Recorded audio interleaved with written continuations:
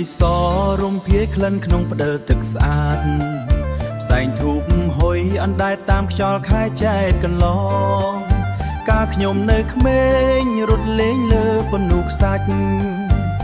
ជើងទទេគ្មានស្បែកជើងប៉ះដីក្តៅសម្ពន់បត់ថ្មីបោកទឹកស្អាតទៅវត្តអារាម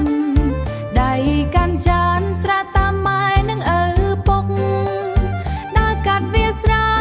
ដើរទៅទៅច្រូតរួនសំលេងសើចសប្បាយឮពេញភូមិឋានរំវងជុំគ្នាក្រោមពន្លឺព្រះច័ន្ទថ្លារំវងជុំគ្នាឆ្នាំចាស់ផ្លាស់ទៅឆ្នាំថ្មីចូលមកដល់យើងរួមតាមចង់វ៉ាស្គរដែលលន់រងំ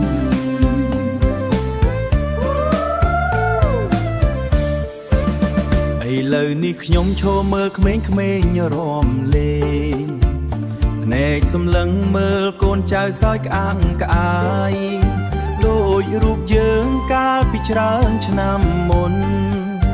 ពេលវេលាហោះហើរលឿនដូចសត្វស្លាមិនចង់ទឹកត្រជាក់ស្រោចស្រពលើស្មាស្ដាំឆ្វេងពាក្យពរជ័យពីចាស់ទុំមានតម្លៃណាស់ផ្កាអង្គាសេលរីកលឿងពេញសួនច្បារក្លិនក្រអូបភាយតាមវាលស្មៅបៃតងរំវងជុំគ្នាក្រោមពន្លឺព្រះច័ន្ទថ្លារំវងជុំគ្នាឆ្នាំចាស់ផ្លាស់ទៅឆ្នាំថ្មីចូលមកដល់យើងរួមតាមចង់វ៉ាស្គរដែលលន់រងំយើងរួមតាមចង់វ៉ាស្គរដែលលន់រងំយើងកាន់ដៃគ្នាជាវងមូលមិនដាច់មិនថាអ្នកណាក៏មានស្នាមញញឹមមិនថាអ្នកណាក៏មានស្នាមញញឹមខែចែកកម្ដៅថ្ងៃមិនអាចធ្វើអ្វីបាន